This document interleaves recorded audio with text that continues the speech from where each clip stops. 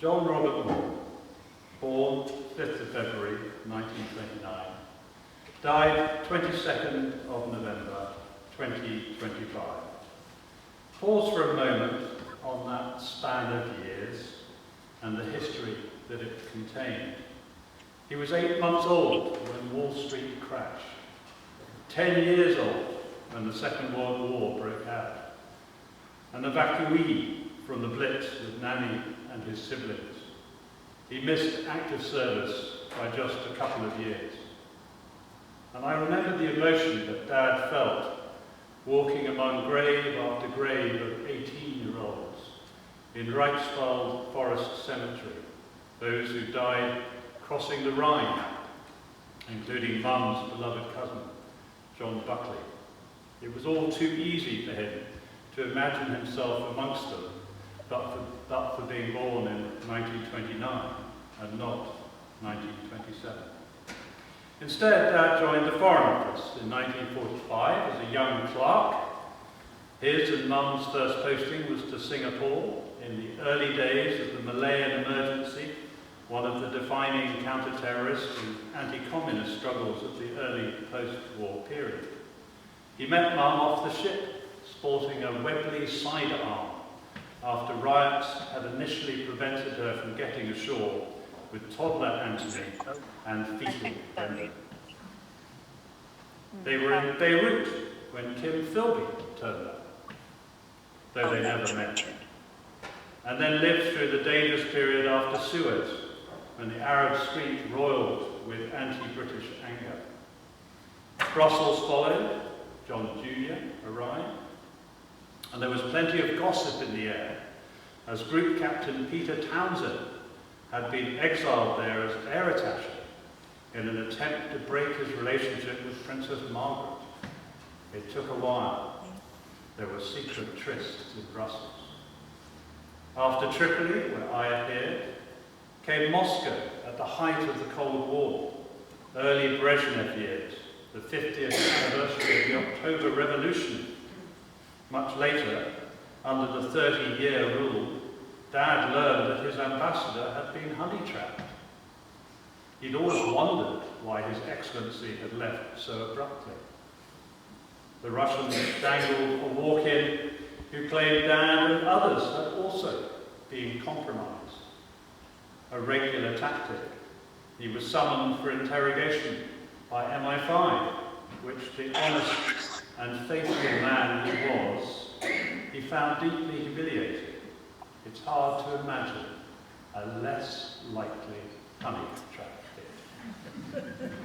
Sri Lanka was their favourite posting, idyllic, and yet still marked by left-wing insurgency. Chicago came during the IRA hunger strikes. The British consul received abusive calls from Irish Americans, denouncing him, as you'll have to excuse me, Father, as an English Protestant bastard.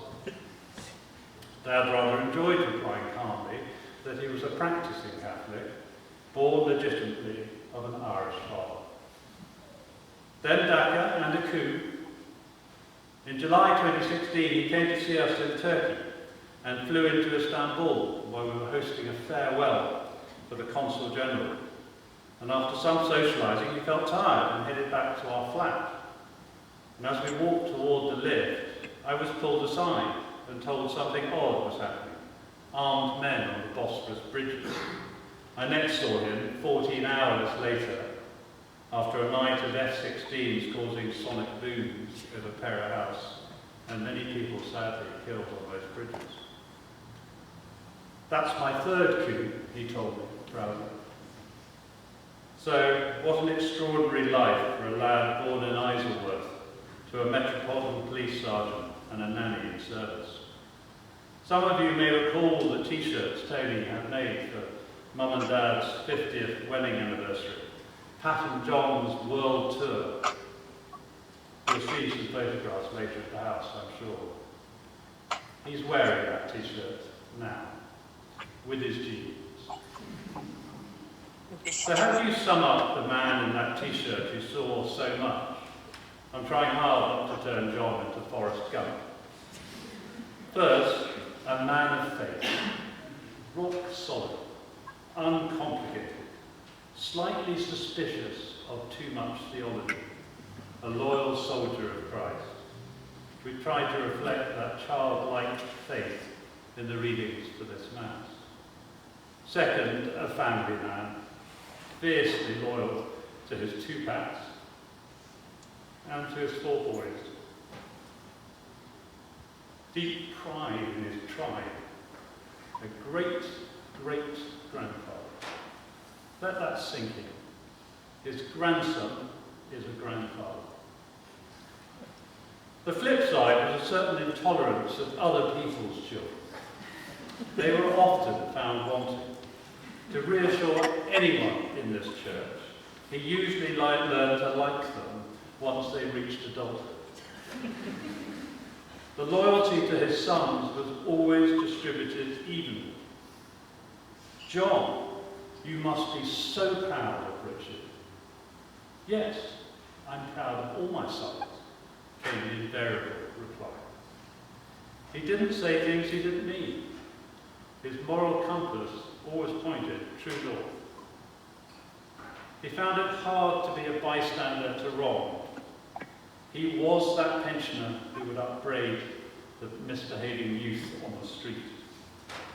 I suspect that his refusal to flatter, his dislike of cant, and his distaste for leaders who licked up and kicked down, some of us could name the ambassador he most despised, meant that he didn't receive the recognition his 44 years of public service deserved. Many less deserving did. I wear an accolade today in which he has a stake. And I'm so glad that I had the opportunity to tell him so in front of the Prime Minister in September. Did that integrity sometimes tip into being a little moralistic when it wasn't strictly necessary? Of course. Dessert was a moral test. He'd loudly announce he didn't need one, and then eat half of yours. Adding Branston to a plain cheese sandwich suggested moral certitude. Garlic threatened civilization. And we still remember his expression in our house when my newly acquired mother-in-law ripened the Christmas Stilton in the new invention of the microwave. Yet he was never a prig. He took teasing well. I remember in my youth how his younger brother, Chris, could reduce it to helpless tears of laughter. Daughters-in-law took up the challenge. Grandchildren joined in, and Pat finished the job. Just look at that lovely photo of the two of them on the back of the order of service. Despite being above board himself, Dad loved a rebel. They were the ones he told stories to. The characters. His father-in-law, Jack Butler. His brother-in-law, Sean. John Jr. running a school booze operation. You've heard it now, Martin.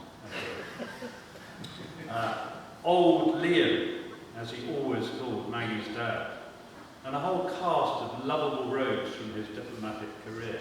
People who took the rise out of authority, but were decent to colleagues and friends. He wasn't averse to the odd toff either. His favourite foreign secretary was Sir Alec Douglas Hume, the Scottish Lord of the Manse, because he looked after the people who looked after him. John had an immense capacity for love and loyalty, and that love is being returned today in this church and across the world via the live stream Jack has organised. I'm conscious of friends and family watching. His youngest brother Bren in New Zealand, with Chota, Kate and Sal and their families. You were so dear to him. And we printed Bren's lovely tribute to his big brother, and you should find it on the scene. As many of you know, Pat and Dad had what they called a holiday of a lifetime this spring in New Zealand with the Kiwi Moors. Oh, Pat, I'm so sorry you lost him. But thank you from the four of us sons for the extraordinary joy you brought him in the past years. from those early and illegal, I might say, romantic trysts in the Tesco car park during COVID, to your steadfastness in its final and unexpected illness, through all the fun and frolics in between. Thank you. He adored you. And you will say your farewell at the crematorium. I'll say mine now. Thank you, Dad, for being our guiding star. You leave a great hole in our hearts, for we will try to cleave our course by the memory of your kindness, often quietly bestowed, your spirit of service, your honesty, with perhaps a little more flex, your loyalty, your faith, and your love. Rest in peace, John.